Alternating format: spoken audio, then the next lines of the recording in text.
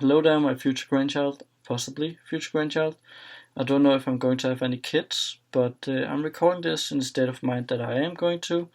So welcome to this video. It's about coronavirus or the COVID-19. I'm a first-hand source, so if you're going to have about this in school, just pull this video up and you're all set. So yeah, the coronavirus is very chaotic at the moment. We are handling it very well in Denmark, I think. We're in some kind of partial lockdown because we're not doing as bad as some countries are, but we're not doing as good as some countries are either. So we're in the middle, and it's fine because I think Denmark are very good to handle this both morally and ethically correct. They don't force people to do much, like you're forced to stay inside if you have the virus, and there's a cap of 10 people being together in one place. But apart from that, it's good. We only need to stay 1 meters apart. It's still very annoying, but it used to be 2 meters. But there's a light at the end of the tunnel because you can see the cafes are starting to open now.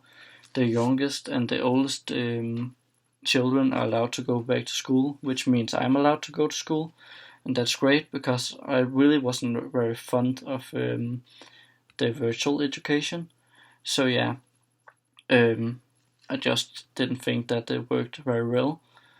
But yeah, it also affects me in a lot of other ways, like it's hard to see your friends because you need to maintain your circle. You need to have a small circle of friends to not have too many that can like give you the virus.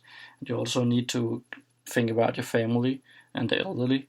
So yeah, keep it small, and this like you need to keep 1 meter apart from each other. It's also hard because like how are you going to party when you need to stay 1 meters apart from each other and only can be like 10 people at a time? It's hard. So the cities are just like shut down. There's no places you can go and drink and stuff like that. So that's hard. So yeah, I don't think this will this are not going to stay this way for that long of a time. Some countries are first opening in September, but I think we in Denmark we're going to open a bit faster than that because it looks promising. So yeah, I don't think this is going to affect you very much, but it's going to affect you in a good way because the society are going to be so much more ready for like another virus or epidemic like this happening. Because right now people were just we didn't have the knowledge at all. Like no countries were ready for this. But there's going to be so much money put into this forward. So it's going to be great. And yeah, I just think it's a shitty situation, but I'm maintaining, and Denmark is doing quite well. Financially it's a shit show, but yeah, as the cafes and other stuff like that, the zoo is getting a special permit to open now and stuff.